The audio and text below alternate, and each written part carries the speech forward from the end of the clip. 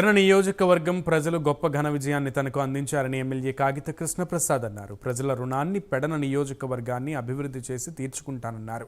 ముఖ్యంగా పెడన నియోజకవర్గానికి కావాల్సిన సాగు, త్రాగునీటికి ఉన్న ఇబ్బందులను తొలగిస్తానని తెలిపారు.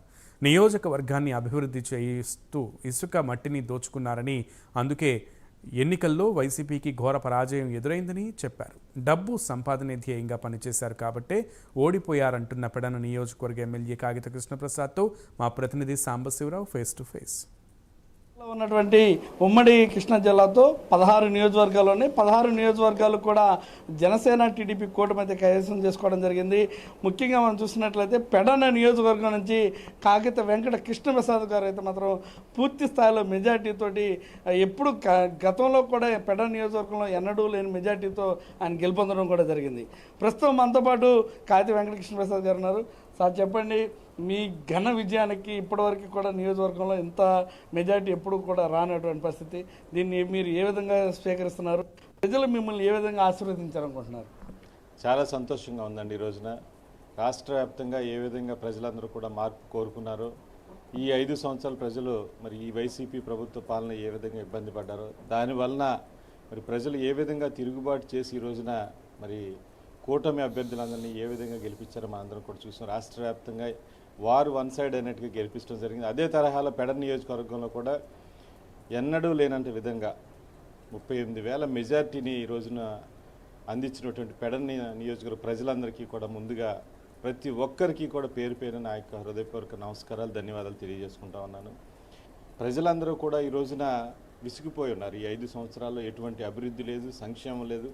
కేవలం కక్ష సాధింపు చర్యలతోటే ఈ వైసీపీ ప్రభుత్వం పాలన చేసింది. ఎవరన్నా సమస్యల మీద ప్రశ్నిస్తే వాళ్ళని అక్రమంగా అన్యాయంగా కేసులు పెట్టాలి, జైల్లో పెట్టాలి లక్ష్యంతో పనిచేసింది తప్ప ఎక్కడా కూడా ఎటువంటి అభివృద్ధి సంక్షేమ కార్యక్రమం చేయలేదు. కాబట్టి ఈ రోజున ప్రజలందరూ కూడా కూటమి అభ్యర్థులను గెలిపించడం జరిగింది. కూటమి ప్రభుత్వం ఏర్పాటు చేస్తేనే ఈ రాష్ట్రం బాగుపడుతున్నట్టు ఏకైక లక్ష్యంతో ప్రజలందరూ ఉన్నారు. కాబట్టి ఈ రోజున మరి పెడన నియోజకవర్గం కానీ రాష్ట్ర వ్యాప్తంగా కానీ కూటమి అధికారులు రావడం జరిగింది. ఇక్కడ మంత్రిగా పనిచేస్తున్నటువంటి జోగి రమేష్ అభివృద్ధి పనిచేస్తుంది, గెలిపిస్తారు, ఇక్కడ వైసీపీకి పీఠం కడతారంటూ కూడా పట్టం కడతారంటూ కూడా ఆయన చెప్పినటువంటి పరిస్థితి.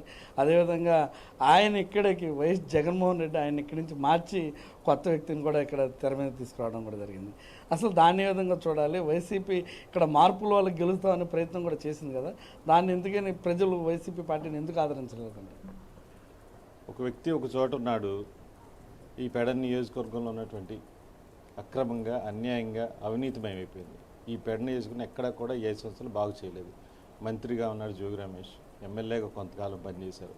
ప్రజల దగ్గర నుంచి చెరువుల్లో ఉన్నట్టు చెరువులు తవ్వుకుంటా ఉంటే వాళ్ళ దగ్గర నుంచి డబ్బులు దండుకున్నారు, ఇసుక మాఫియా చేశారు, ఎక్కడెక్కడ గంజాయి వ్యాపారం, పేకాట క్లబ్బులు పెట్టారు. ఈ పెడన నియోజకవర్గాన్ని ఎక్కడా కూడా అభివృద్ధి చేయలేదు, సంక్షేమ కార్యక్రమాలు అందించలేదు. ఇక్కడ ఎలాగో ఓడిపోతాడని తెలిసే జగన్మోహన్ రెడ్డి తీసుకెళ్ళి వేరే చోట పెట్టాడు. ఏ ప్రభుత్వం అయితే రాష్ట్రాన్ని అభివృద్ధి బాటలో తీసుకెళ్తానేది ప్రజలందరికీ తెలుసు. కాబట్టే జగన్మోహన్ రెడ్డి అభ్యర్థుల్ని అటోళ్ళని ఇటోళ్ళని మార్చినంత మాత్రాన జనాలు ఏం పిచ్చోళ్ళు కాదు. జనాలు ఏదనుకుంటే అది చేస్తారు. కాబట్టి ఈ రోజున మంచి ప్రభుత్వం రావాలి, ఈ రాష్ట్రాన్ని అభివృద్ధి చేయాలని లక్ష్యంతోటి ప్రజలందరూ కూడా పనిచేశారని చెప్పి మీ అందరికి తెలియజేస్తా ఉన్నాను. ఇప్పటికీ మీరు పెడన నియోజకవర్గంలో ప్రతి ఇంటికి కూడా వెళ్ళడం జరిగింది, సమస్యలన్నింటినీ కూడా తెలుసుకోవడం జరిగింది. వారి యొక్క అభిప్రాయాలు, ప్రజలకి ఏ ఏ సమస్యలు ఉన్నాయి, వాటిపైన మీరు ఎమ్మెల్యేగా ప్రమాణ స్వీకారం అంటే మరికొద్ది రోజుల్లోనే చేయబోతా ఉన్నారు.